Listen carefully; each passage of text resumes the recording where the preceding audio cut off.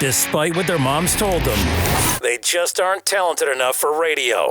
Unfortunately, anyone can have a show these days. Sean. Well, I'm pretty hard to figure out sometimes. In fact, I can't even figure myself out sometimes, so don't you try to. Joe. You're an idiot and really a disloyal person. This is the Cuse Militia. Now, those two unapologetically biased orange-blooded homers, Sean and Joe. It's the most bullshit thing I've seen in 30 years. Welcome, orange men and ladies. Happy Sunday. This is the Cuse Militia with Sean and Joe. At Cuse Militia on the socials. Go there, join the militia. Thanks for tuning in and hanging out with us. We appreciate all of you. A disappointing loss for the Orange against Virginia. Syracuse, they had plenty of opportunities to come away with the W, but didn't. Instead, 74 to 69 loss as they drop to 1-1 in conference play. You'll hear from us, and we'll hear from you in fan feedback. And Syracuse heads down to Miami to take on a pretty hot Hurricanes team. How good are they? This Wednesday at 8 p.m. We'll let you know what we think about that. Quickly, before we get into the coach montage and everything else having to do with yesterday's game, Garrett Williams has announced that he will return next year, which is a freaking breath of fresh air and a huge relief. And simply tweeting, "I'm back." So he is going to be back, and him and Deuce will take the reins again, and another year in, another year of bigger, faster, stronger, hopefully, right? So Joe, well, there's been some years where we've lost these guys, right? These NFL tweener guys, and I mean, you look at it now, and I mean, this is the third one now with Andre Schmidt, Mikel Jones, and Garrett Williams now, where these guys could have tested the waters, but now they're coming back. So so he's going to join. Obviously, like I mentioned, Deuce. You got Braylon Oliver, right? And he's the transfer. And Justin Barron. I mean, Jahad Carter, Rob Hanna, Jason Simmons. So pretty much all the safeties. I think we're losing Coley. Right. So good depth there. And and obviously Garrett Williams with the breakout year he had last year. It was Syracuse just wasn't. They didn't just put up. They just didn't put up the the interception numbers this year, but they were decent. By the way, too, Williams, he did battle some injuries this year. I think he missed two or three games. He was out. He was kind of on and off. The whole year, like Joe said. So it's good. It's good to know that we can breathe easy on that one, because I know many of you were holding your breath. So I was going to say real quick. You're good. You're good. That's why. I think that's really why he came back. He didn't want to leave Syracuse like that on a season where he was. I mean, even the games he played, you could tell he had braces in his shoulders and his arms, and like it's just. And you would see plays where something would happen. He'd come down and he'd land awkwardly, and he'd be out for the rest of the game or a quarter or something like that. So he was obviously battling injuries, and his name's not going to be forgotten throughout the scouts and all that kind of stuff. But I feel like he because of this year, kind of took his name out of and Dino always says, if you're not a top 3 pick, you should probably come back. So if he can get healthy and have a good year next year, then I mean, no doubt in my mind, I think he can get drafted top 3 rounds. Yeah. So we'll see what happens there. On to Virginia real quick. I have no Wi-Fi, so I'm doing this off my phone. This is plan B. There is no plan C. It seems to be going okay right now. So I use my phone as a hotspot, and it's just Skype would not work. It said I was on low data, which tells me I'm being throttled. So we'll do the best we can. My obviously, if you're listening to this, it's already been solved, but the uploading will be an issue using my phone for a hotspot. So it could take, who the hell knows? It could take 3 hours. Let's listen to what Coach said after the loss against Virginia. Defensively, we got off to a slow start. Jesse was not, I don't know what he was thinking, but he just wasn't into it. And he gave up 7 points to start the game. And I thought we battled back the whole game. I thought everybody went after the ball, rebounding. We went after the ball to get it and get it back. We did a really good job there defensively. We just didn't do a couple of the rotations that we need to make, and they got easy layups in the first half that should never happen. But we have to be better on the defensive end in these games. Joe's had 2 games now where, he just hasn't been in the game. And, we need him to be in the game. And, I thought Cy did a good job in the time he was in there, and that's a good sign. But, Cole he missed some shots he can make. And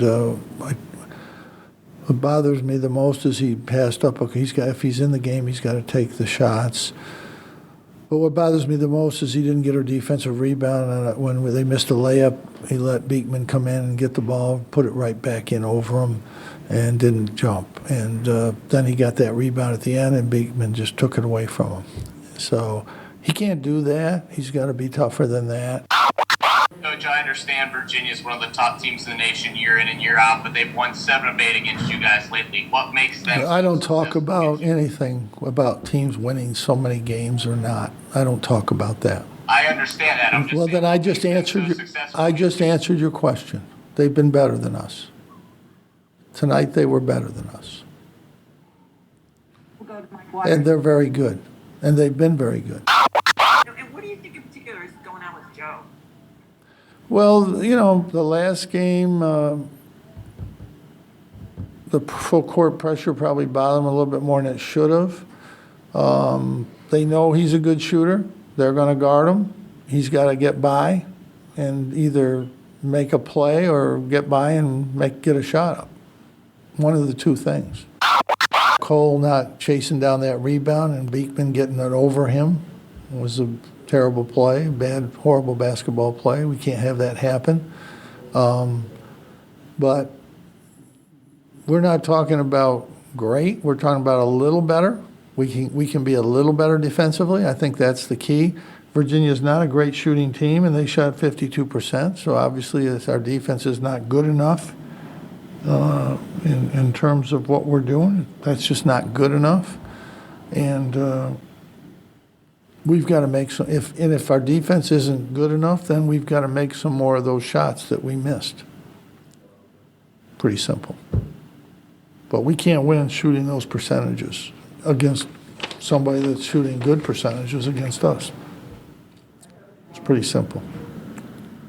And I really wouldn't even put this on Joe. He didn't get that many opportunities. It was really Jimmy and Cole got really good opportunities. And you can't win these games if you go 2 for 8 from the foul line. You're not going to. I wouldn't. I mean, I don't normally put that on a player, but, he's my son, and he needs to make those. I'd say that. I might not say that about another player, but he knows. He knows he's got to make those shots. Simple. All right, the coach montage is brought to you by Spotify Green Room. Unfortunately, as I'm talking about Spotify Green Room, it will not be able to happen today. But under normal circumstances, we will be in that thing during fan feedback just to get in there and have some fun. Go to your iOS or Android stores today. Download the app. It's free. All you need is a username and email address and a password to sign up. Follow us at Cuse Militia. Sign up for notifications when we go live. You will get notified. You can join in the room. You can either sit in there and just listen like a creeper, or you can chat, or you can request to speak. You request to speak, and I approve it.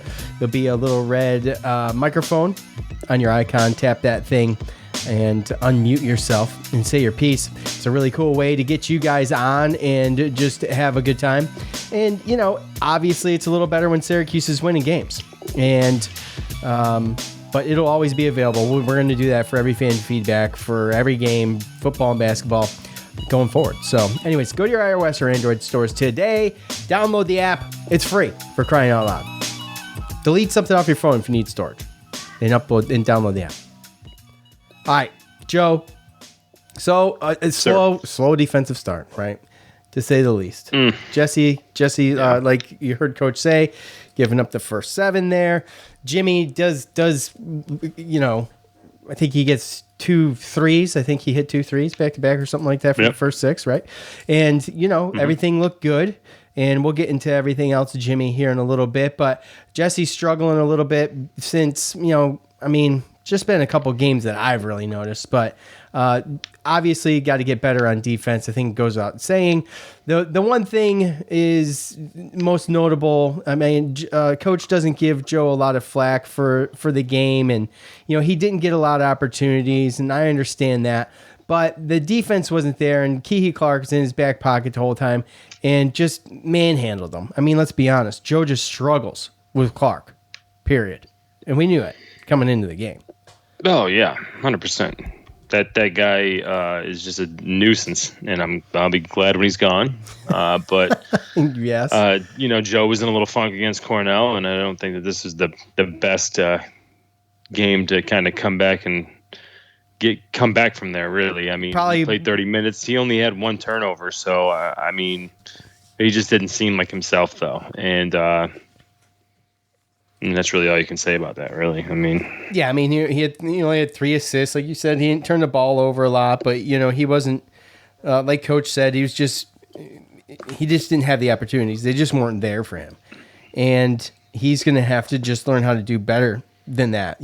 So, yeah, but is that a situation where we just got to just roll with Samir then at that point? That's a good question. That's probably. I read a little bit of that in fan feedback, and I wonder if it. That is.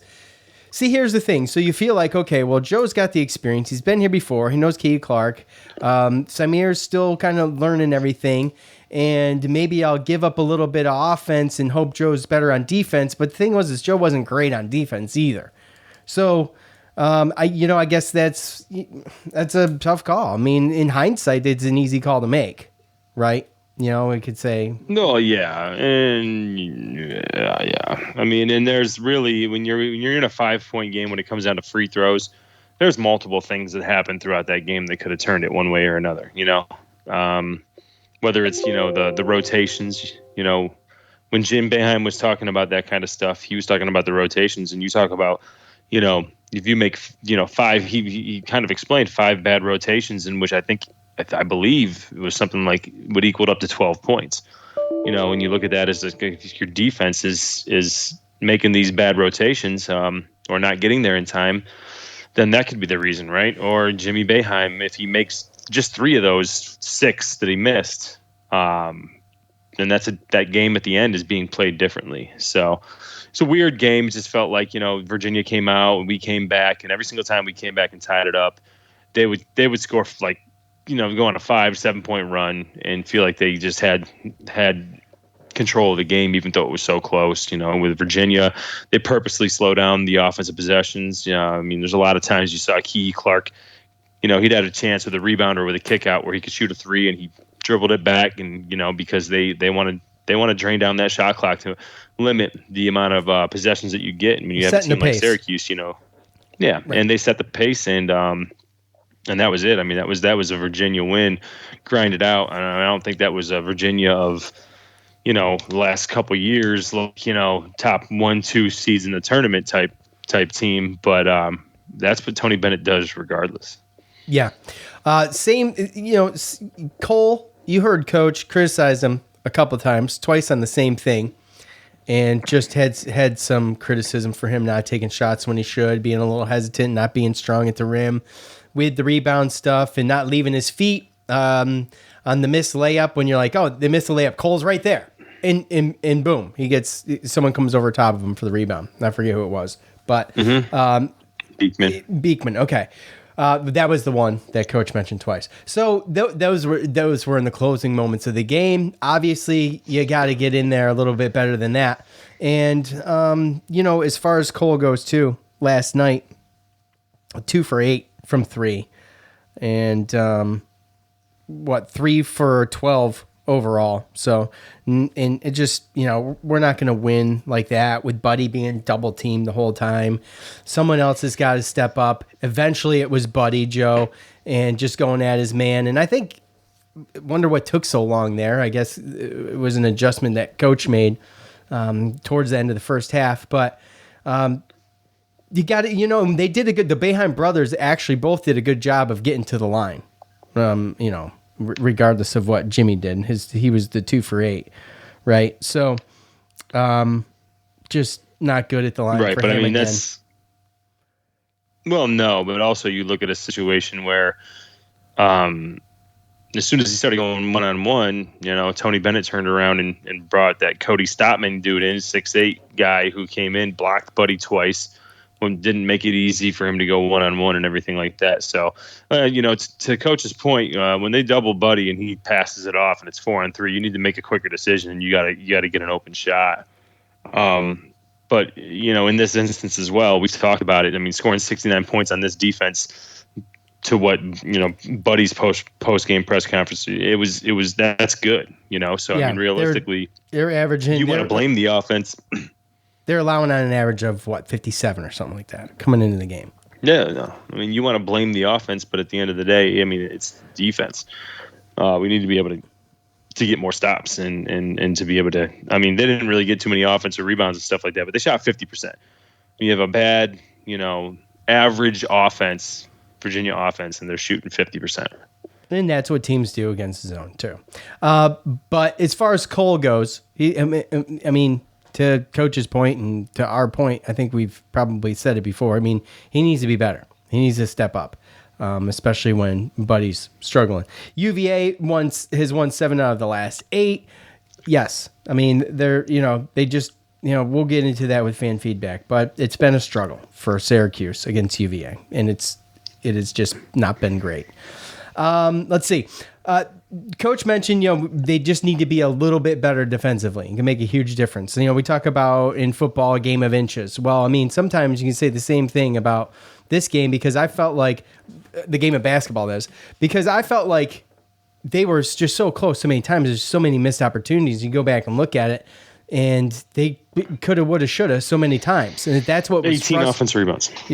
Yeah, well, I mean, there you go. I mean, that's not terrible. And we're missing. No, it's good. We had 18 offensive rebounds, but you're missing shots, missing bunnies around the basket, right. And then we're getting them, kicking them out, missing wide open threes. We had the opportunities. We had the opportunities offensively and really defensively and on the line as well. So, and they got to get the ball inside, and I know it's difficult to do for a team full of shooters, but they shot 30 from outside. They shot half their shots came from outside the arc, and they're hitting 33%. So something has got to be, you have to make an adjustment there before, 40 minutes is up. It's unfortunately, we can sit here and talk about it, but it didn't happen. And I don't know where you put the blame there, but, I mean, it's just the little bit of things defensively, letting UVA, they come in or we go there or whatever. They always control the pace. They do it every time. I mean, how many times was the shot clock going down on both teams? It was just, it just shortens the game, gives you less opportunities. 18 offensive rebounds is fantastic, but, got to make the shots.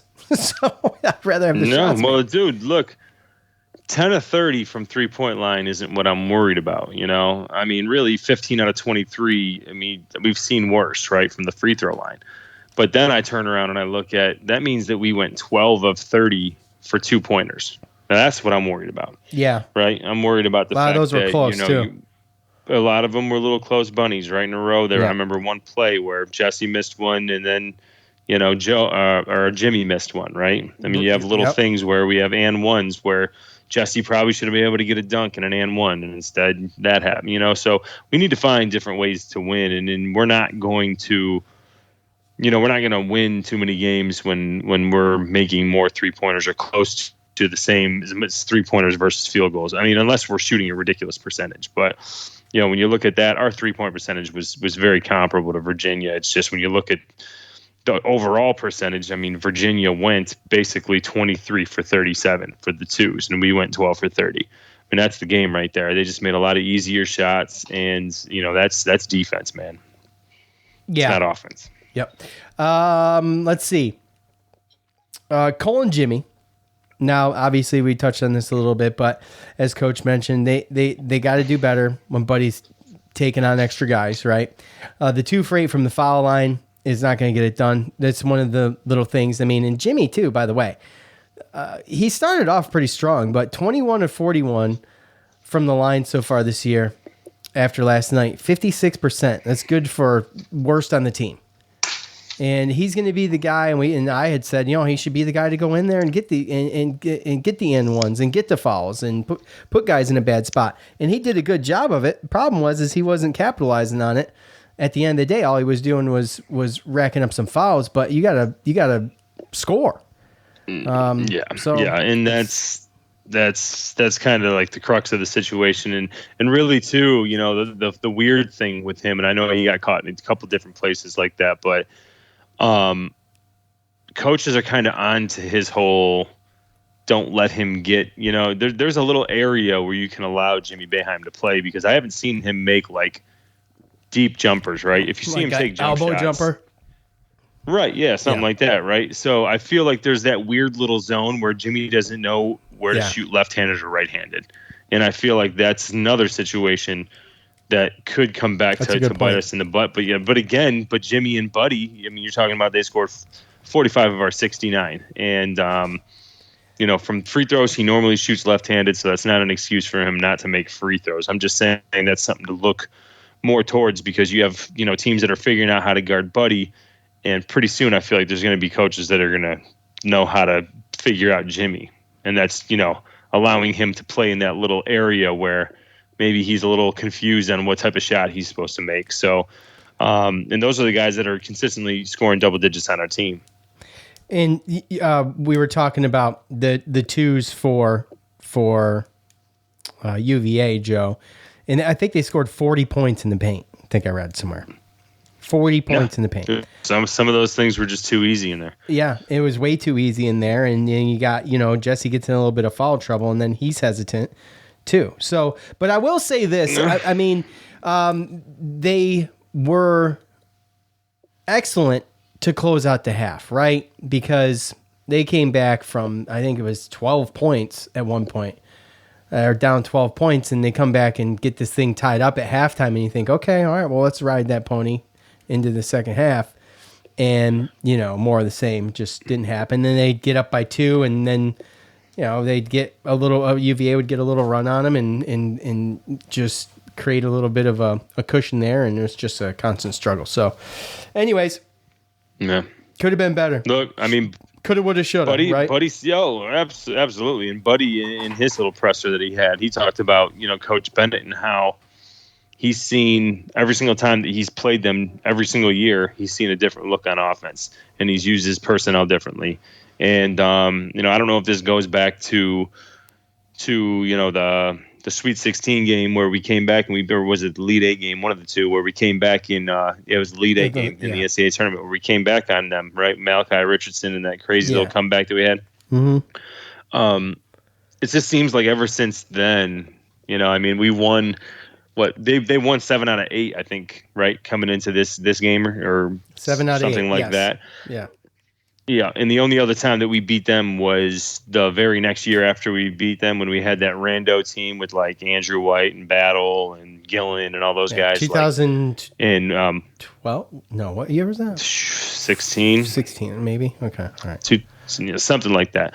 But since then, I don't know if it's just, sometimes you just lose a game as a coach or something happens and, and you watch like sports and you watch these stories where, you have these type of rivalry things that pop up. I just feel like, Tony Bennett is just, Buddy even said it. He's the best at using his personnel and drawing up certain sets against the zone, no matter what they do. And this year, I think that we're making our rotations, a little bit slower than normal based upon our personnel. And we've seen everything to Kiki Clark to, Parentis to Malcolm Brogdon to random people, even to Diakite the other year at the free throw line. They have big guys, they have small guys, whatever he has to do to make his adjustments and beat us. And I don't know if that's just obviously every coach wants to win every single game, right? But I feel like there's that extra little chip when it comes to Tony Bennett and Syracuse. I mean, it just seems like their teams, no matter how good their offense looks, no matter how many points they're putting up, it just seems like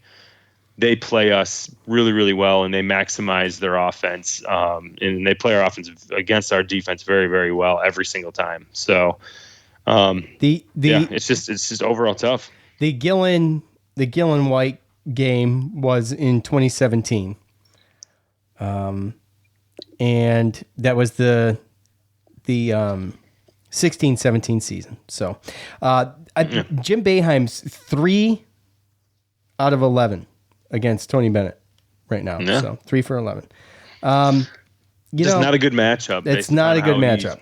He's a great coach. He is. He's an excellent coach.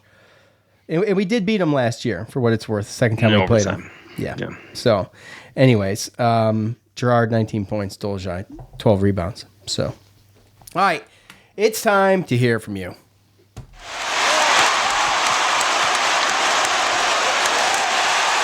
It's time to hear from you, the loudmouths from the Loud House.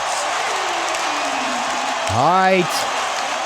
Before we get started, quickly, let's talk about the Spotify Green Room app one more time real quick. Look, if you have any interest in doing a podcast or you just want to follow us and hang out with us, go to the Spotify Green Room or go to your iOS or Android stores and download Spotify Green Room app. It's free. All you need is a username, email address, and a password. Okay. You can start your own thing there if you once you sign up and you follow us and sign up for notifications. What you can do then is subscribe to recordings of your segments. You can do your own thing. What they'll do is they'll record it and they'll email it to you once you finish your segment. So it's pretty cool, easy way to start your own podcast, or you could just follow other people and you don't have to just follow us. There's a ton of stuff on there. Every sport, anything you can think of is on there. From sports to movies, pop culture, music, all that stuff. So go to your iOS or Android stores today and download the app. It's free, for crying out loud. All right, let's start, Joe, with Facebook. Let's start with Facebook. Let's see. By the way, much better response, too, for all around, especially on Twitter. Twitter was going off. But, look, it's a lot of negativity, and I get it. It's hard to remain positive after games like that. And it's hard to remain positive reading all the BS, too. But it's still early, guys. It's still early. And that was a game we should have won, in my opinion. That's what sucks. It doesn't suck because I think we suck. It sucks because I think we should have won that game. Well, you look at the stats and everything. You look at rebounds, total turnovers, things like that, fouls, things that we normally look at. Yeah, that looks like a team stat line that we win. But then you look at the shooting percentage, the field goal percentage. That's and to Matthew on. I'm going to go here then. Matthew on Facebook. Virginia got better looks all night. Clark was a menace both ends and took Gerard out of it. Yes, It was a huge factor.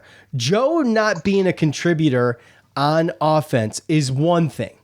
Joe not being a contributor on offense and not being real great on defense either is the double whammy. It sucks. And like Joe said, it's like, maybe the coach needs to give Symir the nod and when he sees this coming again, and matchups are going to be able to. You're going to be able to know what matchups we know now, especially in conference play. But maybe he's just waiting for Symir to get a little bit better. Well, and because that's what we need to be that next step, right? We need to be able to say, oh, okay, Cole Swider, doesn't seem to be in it, or he's not on. All right, Benny, go in and play 18 minutes, right? Right, he's just not ready there. Because even when I looked at it, Symir had way better energy on the bench. Overall, he looked like he was into the game, and Joe didn't. And then, I don't know if it was Key Clark or if it was some funk he's in from, before in the Cornell game, if something's going on in his life. Nobody knows, right? But all I know is that Symir looked like he wanted it more than him when he was in there. And that's not to poo-poo on Joe. It's just sometimes you don't have a good game. And, if you want to be a good basketball team, you got to have people on the bench that can come in and step up for players that just aren't on their A game that day. And to Dwayne's point here on Facebook, Clark had JG3's number tonight. I would have left Torrance to finish the game. He was far more effective. Just the energy alone, Joe, like you mentioned, it was clearly obvious. Joe becomes his own worst enemy sometimes, and you can tell from his body language. He just gets very frustrated, and he gets up. He just boils up, and he gets emotional. And when you get what you were saying, what? Go ahead. Well, I'm saying when you get emotional, and that takes you off of your game because now you're dealing with another facet. You're letting Keehy Clark get, or whoever it is, get in your head, and you're not focused on your game. You're focused on just being pissed off. And I think we've seen in the past too that Joe's, if he's not doing good on offense, that bleeds into his defense. Yes, and we've talked about that. That's what I was going to say. Yeah, we hit on that last year, and it's obviously holds true. And Joe's just got to reel in his emotions a little bit, and it's not easy to do. I mean, I personally struggle with keeping myself calm. Okay, it's a personal struggle of mine, and I try to work on that every day. So it's difficult. It's not easy, but if he wants to be a difference maker and he wants to be a leader on this team, he's going to have to do it. Nick. Yeah, and I saw. Hey, look, real quick. I saw him. He was still hustling near the end of the game, and I thought he had a pretty bad foul called on him. He did. When the ball looked like it was supposed to be out of bounds on them. Yes, and I think that kind of saves Virginia a possession. Not to say that we would have won or anything, but was that clear cut to anybody? I don't understand. I don't know why they called it unless he hit the guy on the head, because no matter what, if it's on accident or not, if you hit somebody in the head, then it's a foul. But they just didn't show a clear enough view of that, and I thought that it was a situation where a bunch of people were jumping, hands were flying, and the ball was out on them, but they called the foul on Joe. So, I mean, you're talking about the loose ball, right? You're talking about the loose ball. Yes. That's like a rebound. Yes. That was a 50-50. I was talking about something else, which we can talk about too. But that was a 50-50 ball. Two guys going for the ball. I mean, I thought that's the right call there would have been no whistle, in my opinion. But there was another instance on Buddy, for instance, that other 50-50 ball. Well, no, he got his pocket picked. And he went and, he reached for an arm when he realized he got his pocket picked. He knew they were going to score on a fast break. And it's so hard, too, when that guy comes behind Cole and when Buddy, did they hit his arm? Did they hit his hand? Was it a clean steal? Like, the out of bounds they just play they play so physical. Yeah, they do. And we struggle with that. The out of bounds ball, Joe, towards the end of the game, I thought that was a gift for the refs, because I'm not seeing where that should have been overturned, because it was called Syracuse ball, and then they went and looked at it under 2, and Virginia ended up getting the ball. And to me, there was no replay. Is that the one that got knocked off of Cole? They said it knocked off of Cole, but I thought it hit the inside of someone's calf. So no, that looked pretty off of Cole to me. Did it? Okay, all right. Well, I mean, I was sitting here with my wife in the back watching that, and I didn't see it, and she didn't see it. So maybe I was just head. No, the whole point of that is that he needs to be a little bit stronger than that. He's 6'8", he gets the rebound, and you got 6'2" Reese Beekman that comes up behind him and just, Yes, I totally agree. But for what it's worth, I mean, whatever. I had my orange goggles on. Nick on. Oh, hold on. Can you hear me, Joe? Yeah. Okay. All right. My headphones cut out. Nick on Facebook. All I know is I'm glad they brought beer back, because that game would have been hard to watch sober. Yes. I mean, yes. Well, Top. it took the crowd long enough to get into that too. And by the way, the crowd not that bad. I mean, volume. No, it wasn't that bad. It was. Volume wise, we're on a delay, Joe. I'm sorry. Volume wise, it was good. I never saw what it looked like though. I never. It looked better than the last couple games, but I think volume-wise, it didn't get going until near the end of the first half. So I don't know. Yeah, well, I mean, and we could talk about that and make an argument about it, but yeah, I know, I noticed that too. But when it did get going, it was pretty loud towards the end of the half. They did a good job. Oh yeah. It took them, clawing their way back for it to happen. Top fan Zach on Facebook, our boy Zach. We just don't have it together on defense, and of course, the free throws have become an all-out problem. I'll say this, Zach. that, yes, obviously the glaring issues. Defense, I will say that Jimmy needs to get better at free throws, man. I mean, plain and simple. Coach said it. Look, it's unacceptable. I never knew Jimmy to be this bad of a free throw shooter. He did pretty good up until the last 3 games, right? So that's got to get better. I don't know what it is, but obviously a difference maker if he can sink those. And it's a whole other ballgame. It's just hard for me to. I mean, you want to put blame somewhere. I get it, but I mean, well, it's a little without bit his game too. Yes. I mean, I'm just saying. I mean, he had 18 points, 9 rebounds, 4 steals, shot 7 to 18. I mean, we're not even close if he doesn't have the game that he has. So, I mean, again, it comes down to you want to blame it on one thing, and it was multiple things. I mean, the defense should have been able to step up. There's some other players that should have been able to step up and got more points. So, yes, does Jimmy need to get better at free throws? Absolutely, but to put this game on him is tough, and I think it's just a little bit of tough love and, his father getting him to concentrate on some little things that maybe he's taken for granted throughout the season, and he's starting to kind of slide, but do I really think in my mind that coach is putting it on him based upon, that performance? Then I don't think so. No, I don't think so either. But I mean, there was only 8 free throws missed for the game, and he had 6 of them. So I get it. Okay, and like you said, at least he was physical and he went to the hole and he actually got fouled versus somebody like a Cole Swider that just sat back and shot jumpers. Right, and that's where I was going to go. Exactly. Well, a little bit here, a little bit there, and it's a little bit. It's a little bit from everybody. I mean, not for anything. And I'm not like a Buddy Boeheim apologist, but the kid plays his ass off. He always tends to figure it out, even when he's not always. There's some games where he only gets, a handful of points, but this kid, man, takes, and coach has said it, so this ain't coming from me, but it's something that we all notice. He makes tough shots. His shots in the paint, especially, some of those things are just amazing. And I mean, golly, how much more can you ask the kid to do when it comes down to it? But yeah, right. A little bit. The problem with that, yes, and the problem with that too is that you can have the effort and you can have everything, and I mean, this has happened to. I mean, if anybody's honest with themselves in sports, it's probably happened to everybody, but. You've had that day where it's like, look, I'm doing the best I can, but based upon the matchup, based upon somebody else's physical size or speed, there's only so much you can do. You only have who you have to match up and line up in front of them. And, at the end of the day, I just feel like some of these guys, I mean, yeah, did we out-rebound them? Yeah, we did. We had 18 offensive rebounds. We shot 33s. We had a bunch of long rebounds, right? So, yeah. But when you looked at their guys down low, Cafaro, Shedrick, they weren't letting, Jesse Edwards just get to the basket. Like, these guys are bigger bodies, and, you could have the effort and you could try as hard as you want. But sometimes there's some matchups and some people that just are going to get the best of you based off physicality or just the fact that they're bigger than you.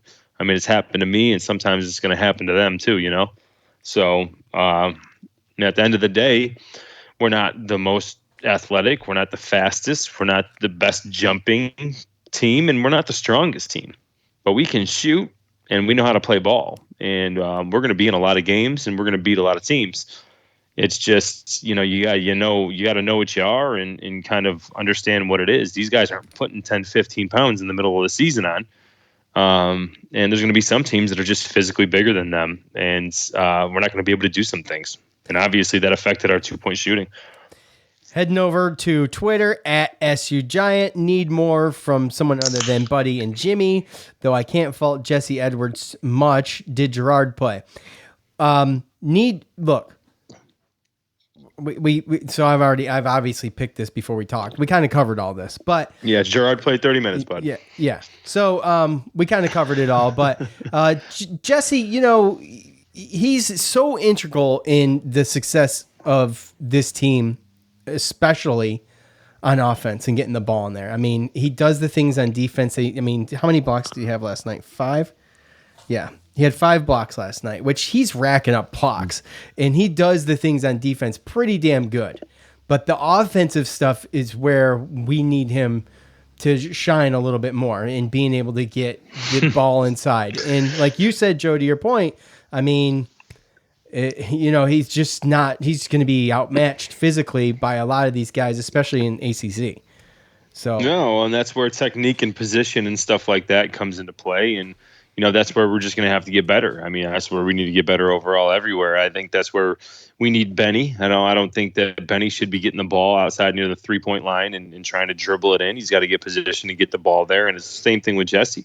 I mean, he had a nice little move and a nice little jump shot there to end the first half to tie it. Oh my gosh, that was great! What the hell was that? That was awesome. I've never seen it before, but I mean, it was the Netherlands step. It was like, what are you doing? What are you doing? Yes, okay, that was nice, right? Yeah. So it's like, what kind of stuff can he do on offense?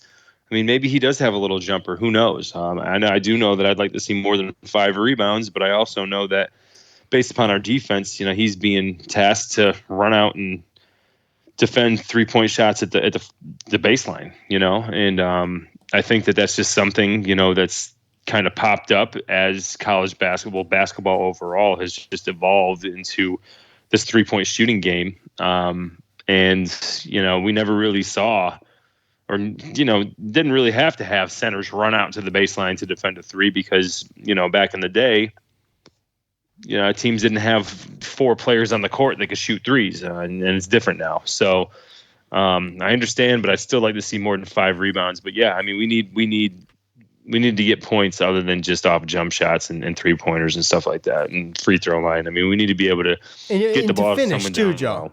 Yes, but to get it in the hole too, because that's let's be honest. I mean, we saw plenty of it last night. I mean, we saw it. We saw Jesse missing. We saw Jimmy missing right at the rim. Those things need to go down. You need to make sure that those go down. That's been a problem too. That's not just. Well, yeah. I mean, it's part of that, but it's also part of just we need to figure out something like the hero ball, the one-on-one stuff. We don't got guys that can like dribble to the rim. I mean, you got guys like. I mean, you look at Cole Swider and Joe Girard are probably minus maybe Jimmy Boeheim, which I'm not too sure. But Cole Swider and Joe Girard are like our best 3 free throw shooters. And neither of them shot a free throw. But I'll tell you what, out of the 17 shots they took, 12 of them were 3s. So you're not going to go to the free throw line too much when you're shooting that many 3s. So, again, we need to find this different dimension of our offense to be able to get these guys into position to – it's not just about always making it. Sometimes you go up there to get fouled, get guys in foul trouble, be aggressive. And that's where we need to kind of move our mentality because we can't be having that between, our 2 best free throw shooters not taking a free throw in a game. At Cody Westfall 77, Buddy has given 110% last few games. Joe has been giving negative 110% last few games. Almost like he pouts when things aren't going good. I personally want to see more Samir and Benny, way more movement on offense and defense when they are in. I don't know. You said it, Joe. I mean, I totally agree. I don't know if Joe's thing is effort in what he's given, but we talked about it, and I don't think he pouts, but he obviously gets upset. But I'm telling you too, if Samir and Benny improve, we're gonna see them more. I mean, it's plain and simple. What'd they get? Benny with 12 and Cy with 10 minutes respectively, and that's not bad for this time of year for 2 new guys, right? No, yeah. I mean, they're getting more minutes and they're making less mistakes. Exactly. And what were they getting? Of what 4 games ago, they were getting 2 minutes. And we are in ACC play, and coaches putting them out there for 10 plus minutes. Look, it is no turnovers between either of them, and that's excellent. But not a whole lot else. I think Samir had 2 assists. Okay, so.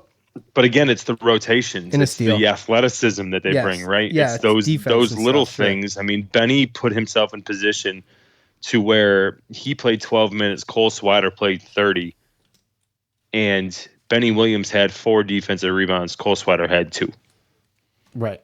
So right now, Cole ended up with 4 rebounds altogether, but 6 rebounds altogether, 6 rebounds in 30 minutes versus Benny Williams, 4 rebounds in 12 minutes. And I'd be willing to bet that Benny probably made better movement throughout the defense and everything. I'm seeing more and more from him that I like. And like I said, I don't even care because we don't need that many shooters on the court. You know what I mean?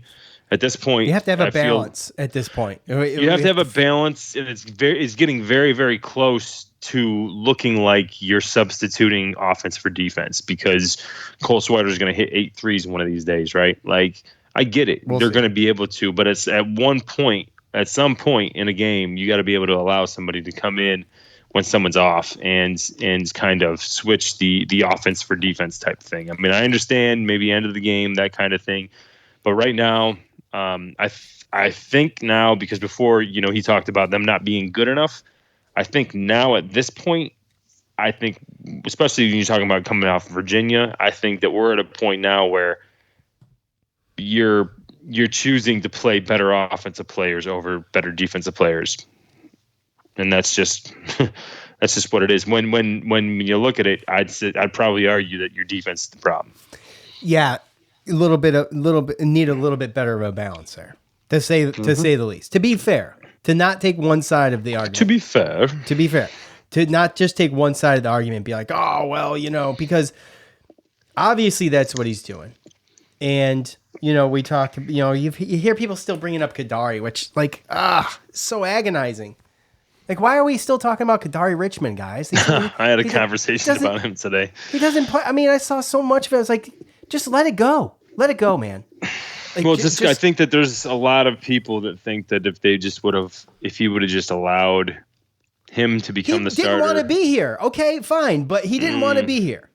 The dude left. Okay, I'm not saying anything against him at all, but he. But I understand the frustration. Obviously, I get it. The frustration to me is that you have a shooting guard that you're trying to force into a point guard, and then you have a point guard right in front of your face that, when you look at the games, looks like he's better for the role.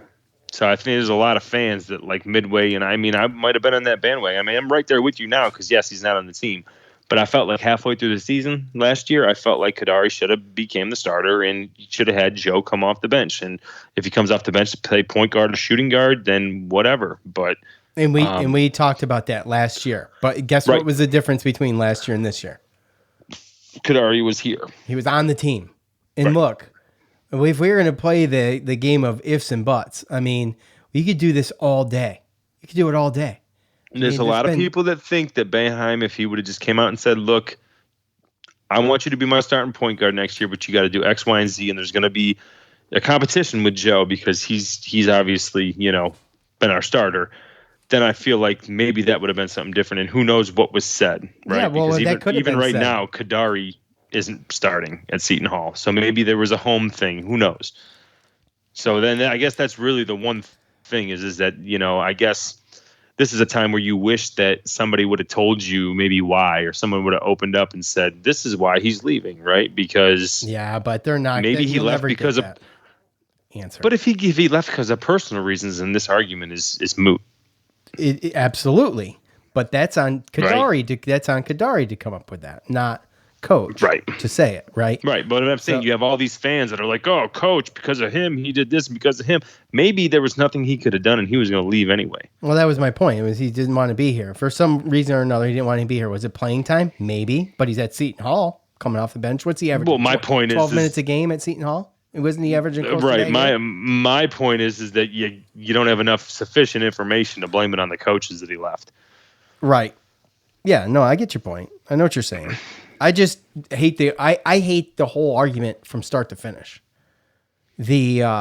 Oh man, look at what he's doing. He scored 12 points. You get a screenshot of his stats scoring 12 points. It's like, oh, so freaking what? I mean, I think I'd be more apt. I'd be more apt to jump on that train if we knew that his playing time and the coaches were the reason why. Right. And the fact that they just refused to start him, but they're not going to talk about that. Right. So at the end of the day, like you said, he's not on the team. There's nothing we can do. This is our roster. Let's move on. Let's move forward. Yeah. And also, that is to not say, like, if I say something on Twitter that it's like, dude, let's get over the Kadari thing, guys. Let's move on. This is silly. I think it's dumb. Personally, I think it's stupid. But I also wish he was here. I mean, just because I say, let's move on, let's get over this and act like adults here, doesn't mean I don't wish he was here. And it doesn't mean I don't think some of the points are relevant. What? I think some of the points from... Cole? Right now, Quincy. Mm-hmm. Yeah, I mean, yes. Cole looked a little bit more promising on paper to me, but we'll see what happens. But right now, Quincy, yes, absolutely. We're missing that physicality. Yes. I think he played the 2-3 zone better, and he was a better rebounder. I don't care about the scoring. Right, but the Boeheim brothers got that figured out. But with Quincy, it's a totally different situation too. I mean, he went to go test the waters, right, and then just decided, okay, well, I'm not good enough. I'm going to go here because Jimmy's coming in. Well, Jimmy's done pretty damn good. So Quincy or Jimmy. I mean, that's a toss-up. I would take that's a toss-up to me. That's why I said one of the two, right? I think I don't know what the order was. All I know is that by Quincy going and putting his name out there, and then us getting these transfers, it kind of eliminated him and put him somewhere else. I would agree. Again, who knows? Right. But again, we don't know if it's a situation where he was leaving Syracuse regardless, right? I mean, we don't know if we're sitting back thinking. I mean, in hindsight, he might be sitting back thinking like, damn, I should have just stayed at Syracuse. I'd be playing 35 minutes a game. Mm-hmm. You know what I mean? Because we see his stats, and it's not the same as he did last year, right? So, I mean, you look at their stats, you look at Kadari and Quincy's stats, and they're not even as good as they were last year for these teams that they transferred to. So, sometimes it's like, is the grass always greener? Was it playing time? Was it something personal? Was it something different? Who knows? Well, until Kadari lets us know, we're not going to know. But until then, I'm not going to pay much attention to it. And that's not to say that I don't think some of your points on the gameplay itself aren't good. I'm just saying, who cares? We can argue about it all day, but we don't know. So anyways, moving on. I've said my piece about that. That's been one of those things that just pops up now and then, and I ignore it. Yeah, we had to hit that up. Yeah. At Quinn Kyle, 21, a lot of people were improperly wearing their masks. How about that? Oh, at the Dome. Okay, listen. Are you a below the chin guy, Joe, or a below the nose guy? I throw my mask out. No, I don't wear my mask. And to my point to that would possibly be the only place I wear it is at work because I like my paycheck. Right. And even then it's below the nose. Right. Yes. But I mean, my question, I guess, or my comment or response would be, is there a proper way to use something that doesn't work?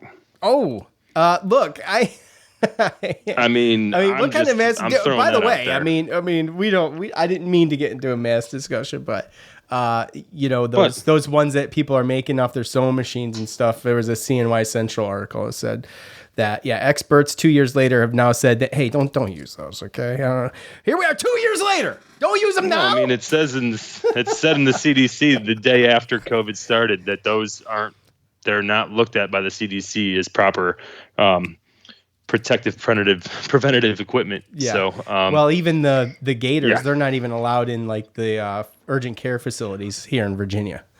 The Gators, because they actually split anything that's coming out. Not only is it just coming out, but it's being split because of the nylon so sharp. It just splits it and spreads it more. But look, if the mask thing is a problem for someone, then you just wear yours. Just put another one on. 2 masks and a pair of goggles and a face shield. And I mean, you don't have to worry about anybody not wearing their mask, period. No, you only have to worry about someone taking a picture of you and putting it on at that point. We were told by Fauci 2 masks and goggles, by the way. Anyways, no, now it's Kyle, only 5 days. Kyle, nothing personal, man. I'm just stirring the pot. Sorry, and there was another point I was going to make about that too, but it slips my mind. It doesn't matter. I drank Seagrams. Okay. And Jim Boeheim has to play Torrance more. The reason why Richmond left. Gerard logs all those minutes for what? Well, we don't know why Richmond left. And had I remembered, I screenshot that, I would have saved it. But to your point, Joe, I mean, no one knows. I mean, maybe the Zoobs knows. Maybe the Zoobs has got an inside scoop, and he just can't put it in print because that would reveal a source. But who knows? I don't know. So to that point, I mean, we'll see what happens. Samir's developing, and that was another point I was going to make. He's developing. He's getting better. That whole thing is getting better, and we'll just see how it goes towards the end of the year. Let's look. I got a couple more, but I'm only going to do one. Because, forgive me, there was a bunch of good comments, but we've got to move on. At Adam P. Velachovic, not athletic enough for sure, but it really all comes down to a third shooting option. If Joe Girard and Cole are off, like tonight, no way they can win. If one of them is on, they have a chance. Every game is going to be like that, and play Samir more. Guy plays his ass off. Yeah, absolutely. But that was, obviously, Buddy can't. It's just a little bit more from everybody. That's the ticket, right? I mean, a little bit more from everybody, and you can. Yeah, we can't burn these guys out, right? Right. And I think it will develop. I mean, Buddy playing 40, Jimmy playing 38. I mean, we can't burn these guys out. I know they carried. And you know what? If you want to play them those minutes, then don't give Cole Swider and Joe Girard 30 while they only combine for 11 points, right? Right. I mean, that's just... back to balance. Yeah. And we know that we need a bench. We know that the starting five isn't going to get it done. So, but at the same time, you're playing Virginia and you're trying to get that W all at the same time. So, I mean, I'm sure there's things that, coach goes into the game thinking he might want to do, or coming out of practice like, hey, I want to do this. But then you get in the game and it's in a situation, you're playing Virginia, and, you just kind of go back to what worked in the past, right? And what you really, truly believe in. And who knows? All I know is that we need to have guys off the bench. It just sucks that you go from a year like last year where you got guys can come off the bench to this year being in a situation where don't want to feel like they're being held back, but it almost seems like we're helicopter momming these two at this point. Yeah, let them spread their wings, leave the nest, for crying out loud. Let's do this and let them make the mistakes and learn from them.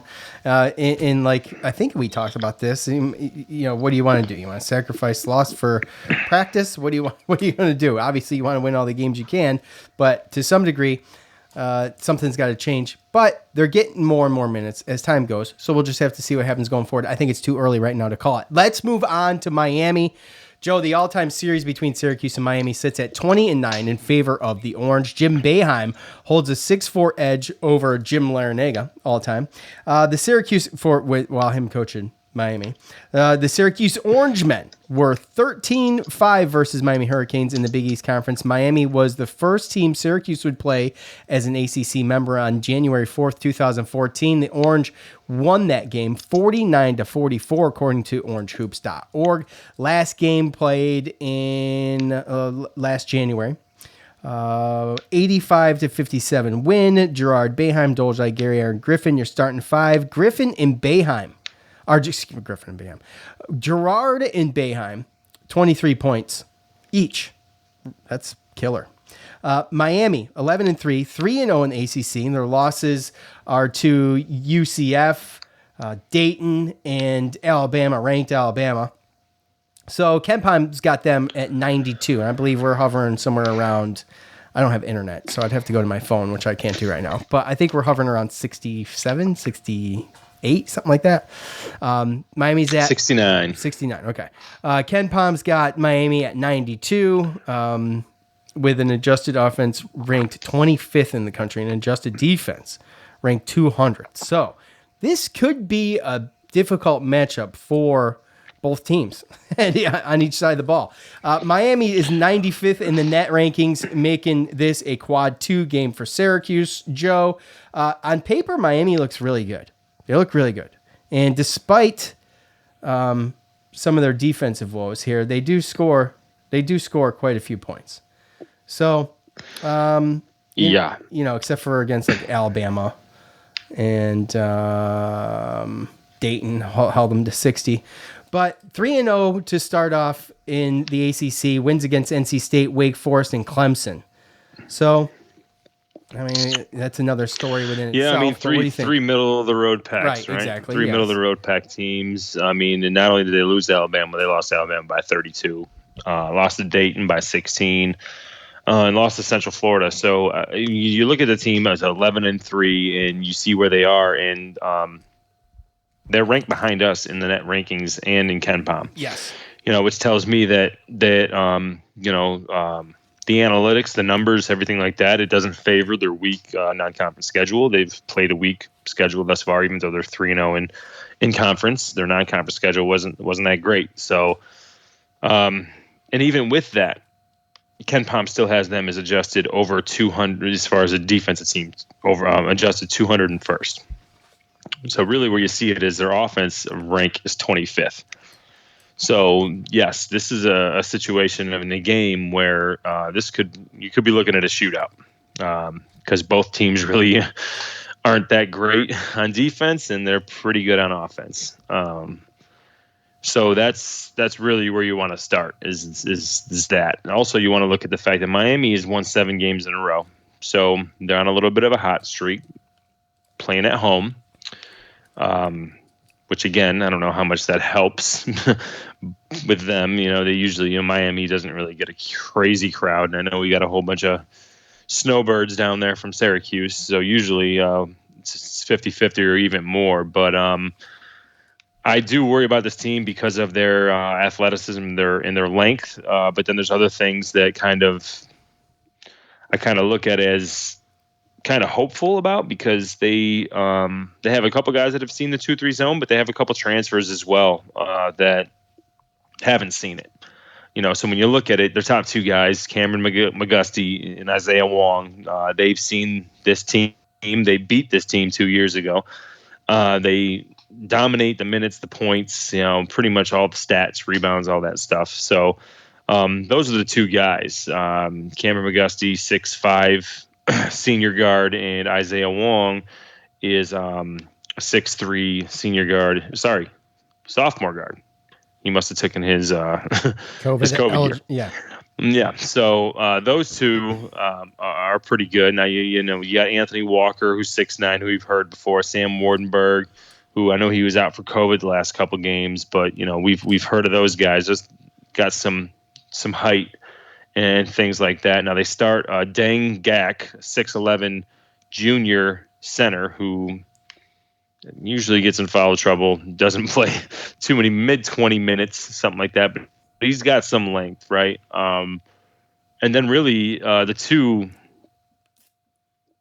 additions that make this team a little bit different. I mean, we can go 3. Bensley Joseph, he is a freshman guard that has made 7 and 9 threes. He's starting to play some more minutes, but I don't know how much we're going to see him.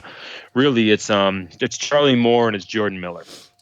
Jordan Miller is a transfer from George Mason, in which he scored double digits in all 3 of the years before he transferred. He's only averaging 8.5 points right now, but he just scored, I think, 25 against their last game, Wake Forest. He's a 6'7" guard as well. And Charlie Moore is going to be that Keehee Clark type guy. He's 5'10" guard.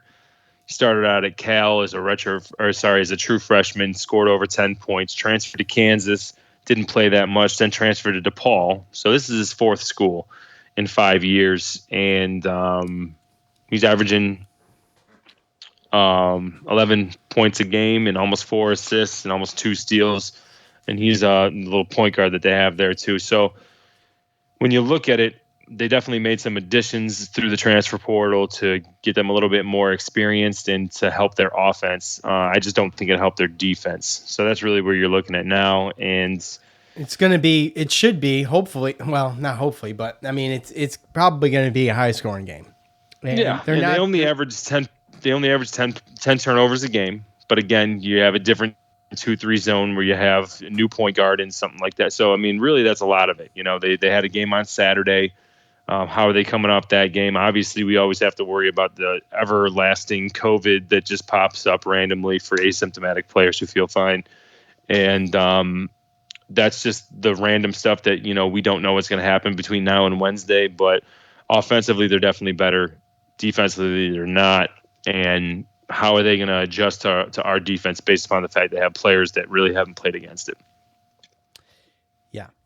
So shooting 35% from 3 too, by the way. And you mentioned McGusty shooting. Well, they close shot to 50% last game.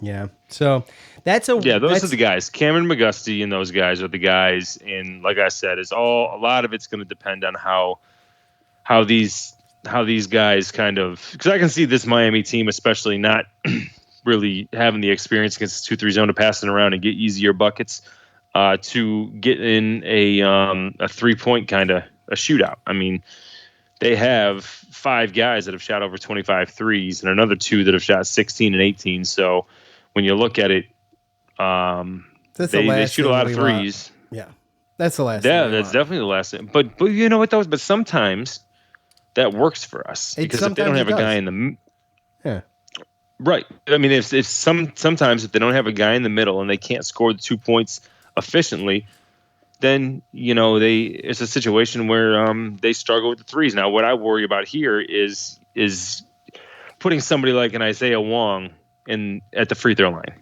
or a McGusty at the free throw line. Well, McGusty probably shoots too good from the 3-point line, so there probably would be an Isaiah Wong. Isaiah Wong,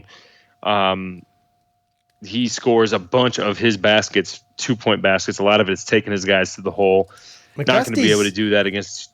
McGusty's taken 85 free throws this year. That's a lot. No, then maybe he does it too. I mean, he leads the team in rebounds as well. Points, rebounds. I mean, pretty much damn near 3-point percentage with the amount that he's thrown up. So McGusty seems like the guy, but I know Isaiah Wong is an athletic, lengthy guard that can make things happen. And I feel like he's played at the free throw line before. I think that's how they beat us 2 years ago. And I mean, it's all going to be on who they can put. If they can find somebody like experienced, like I said, Isaiah Wong played against 2-3 zone. I feel like they can put him at the free throw line, and they could pretty much pass out of that wherever they want. I mean, Charlie Moore, Jordan Miller, McGusty, they all shoot threes.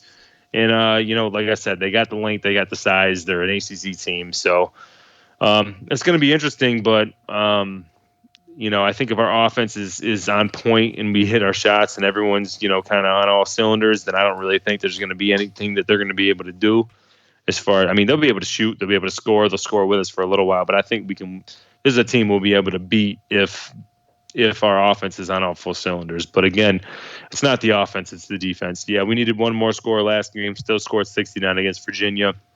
I mean, we should score 80+ against Miami, easy. Yeah, just for comparison, when you're talking about McGusty getting the free throw line with 85 attempts, our highest, Buddy Boeheim and Jesse Edwards both attempted 54. So, and that's where this team needs to improve. I mean, I'm going to keep saying it. We don't have a guy that does that. Buddy Boeheim did a pretty damn good, and so both the Boeheim brothers did a pretty damn good job last night. Once they changed it up a little bit, and Buddy just started driving in and creating the opportunity to get fouled. And Jimmy's been doing it. I mean, he's only been in the line 41 times, but his problem is he hasn't been great at making them. But Buddy's nailing. I mean, he's awesome free throw shooter. He's in the 90s, I believe. He is 90.7. Yeah, I mean, I think I'm looking at more like a guard that can take it to the hole and possibly make a basket and get fouled. And that's tough. What Cameron McGusty does. Right. And Cameron McGusty does that because he plays against a lot of man-to-man defense. Same thing with Charlie Moore and them. Right. So again, I don't think he's going to get to the free throw line that much because, dribbling into his zone. I mean, they always say you beat the zone with the pass. Dribbling into zone. Sometimes you can dribble through them, and it's just bad defense. But realistically, with the zone, you want to beat it with the pass and then get a good shot. And I don't see him or Isaiah Wong, trying to penetrate and get fouled going to the hole too many times. So that's the only reason why I say that. I just feel like Larinaga is going to come out with a plan, and they can score. So.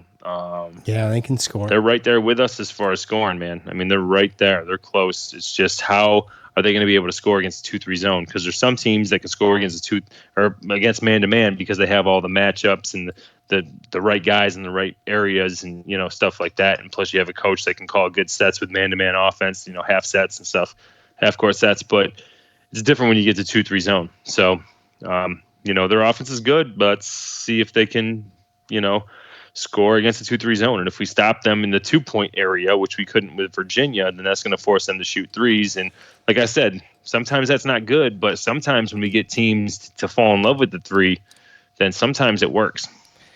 Yeah, absolutely. It's make or break. That's some of the problem with it. All right, look, we're running long here, so let's just get after it, Joe. You improved to 2-0. I improved to 0-2. So with that said, I went first last time. I need some strategy here. I'm going to bounce off of you to try to close the gap on this. You chose Syracuse last time, so did I. So no extra points there for the two losses. But Right. How do you see this one? I mean, I see it as it's going to be a scoring fest. That's really where I see it. I mean, they gave up 83 to NC State and 84 to Wake Forest, and really those guys, they don't really rank close to us as far as offense goes when it comes to KenPom. So realistically, I mean, unless we come out shooting bad and some of these guys, again, I mean, I'd like to kind of throw the Joe Girard and Cole Swider a little bit of a bone because it was Virginia's defense that they did shoot those percentages with, right? But unless we come out and we have guys that aren't hitting, and we got other issues, and Cole's still cold and Joe's still in his funk, then, I mean, it's going to be a shootout and it's going to be up and down, game of runs. But, I mean, honestly, I can see a situation. Well, I'm going to go here. I'm going to go Syracuse. We're all waiting. I'm going to go Syracuse 82, Miami 78. Oh, wow. Okay, so I've already written mine down. You got 82-78. All right. Well, this is more of just a hopeful thing. Like you said, my biggest point is it's hard to judge things off of the UVA game. I feel like we kind of already know where the team is and what they need to improve on, but I just struggle. Joe just struggles against UVA. Obviously, Cole struggled against UVA. And with that said, I mean, I think they're better than that. I believe that they should have won that game. I think that they just left too much on the table. And like Matthew said, UVA just capitalized on everything. They just made the most out of their opportunities, and that's how they won the game. That's what they do, man. Yes, but that's exactly. what they do. That's why, I know. If you're going to do those little small things that's going to make you lose a game, you can't do it against Virginia. You can get away with beating some teams like that. They leave very little room for error, and that's on both sides of the ball. And they just are consistently good. And obviously with Tony Bennett, like how could you not love that guy? He's such a good dude, and he's such a great coach that it's hard. It's hard to hate the guy. So, anyways, I digress. My point is that you chose Syracuse, right? Oops. Okay. Yep. Okay. So my point is I think Syracuse can go into Miami. Look, their resume it's not bad, dude. 3-0 in the ACC. I don't care who you're playing. Middle of the road pack teams or not. I don't care who you're playing. You're starting off 3-0 in the ACC. I'd be ecstatic as an SU fan starting off 3-0 in the ACC. And with that said, I do think Miami's a decent team. And despite their non-conference schedule, I know where KenPom's got them. I know where the net rankings have them. But, we struggle on defense. They don't struggle on offense. So it's going to be, and vice versa for them. Same thing. And so it's going to come down to who makes the most shots. And if Syracuse is feeling it, they need redemption. I say they go in there and do it. 86-76 Syracuse. That's it. And Okay. we'll see what All right. happens. Okay, I already wrote it down too Yeah. because I know Look. our scores are close. But Look, it is what it is, and you know, I looked at some of their scores. I went a little bit lower just because you know, the 2-3 zone tends to slow the pace of the game down a little bit for, you know, an offense like Miami, you know. But just because we haven't mentioned it, I think looking at this team, biggest thing we have to worry about with this team is getting back and setting our defense up. yeah, Miami they just fast paced, and they will run you out of the gym if you let them. That's the one thing that I'm worried about more than anything is just it's Isaiah them Wong getting all day. I mean, so that's what he's 100%. good at. Yeah. Mm-hmm. Yep. And they're going to do that with kickouts to McGusty and other guys that can shoot. Charlie Moore can get the ball up the court, and again, it's it's going to be a situation where that's got to be our main focus because I feel like that's where they get a big chunk. You know, the fact that the 2-3 zone is going to slow them down is one thing, but then if we can slow down their fast break scoring, completely different. If we can do both those things, then and hold them to forcing them to play half court offense, I think it completely changes this team. So, and they're a newer team with 2 transfers that's trying to still figure it out, even though they're 11-3. They're still early in the season, and you know, they'd have more cohesiveness at the end of the year. So, better off playing them now. And they're 7-0, maybe a little overconfident. We just came off a loss, so we're going to be a little hungry. So let's see what happens. Yep, that's kind of what I'm hoping. I'm kind of hoping there's just a couple of guys that just want to shake it off and go out there and prove what they got. And, you know, on the road in Miami, like you said, the crowd. By the way, real quick, and we're running long, I know, but real quick, I watched enough basketball this weekend to maybe reel in my criticism of the Dome crowd just a touch, because there was a lot of conference games being played and the crowds weren't great. So just to be a little bit fair about it, I'm going to give Syracuse a little bit of a pass. And we all know why some of that is. I don't know the protocols for the other stadiums and things, but the crowds just in general haven't been great. They just haven't been. So No. With that said, No, they definitely haven't. With that said, I think we're just used to packing in 18,000, 20,000, 22,000 for a game like we saw last night. You know, that's the, and it takes just a little bit of it away for me. But I think it'll get better. I hope it'll get better. So, and we're in the thick of this, the whole COVID stuff again right now. So, by the way, it's going to be, you can call things COVID all day. Okay, SARS-CoV-2. So it's here to stay. It's never going away.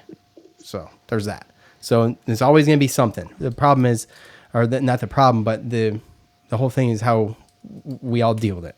And that's all I got to say about that. All right, that is going to do it for us tonight. Look, Wednesday night at 8 o'clock. Another late one for Syracuse, going down to Miami. Hopefully they can pull that thing off and right this ship. We will see you on Thursday evening. For Joe, I'm Sean. We're out here.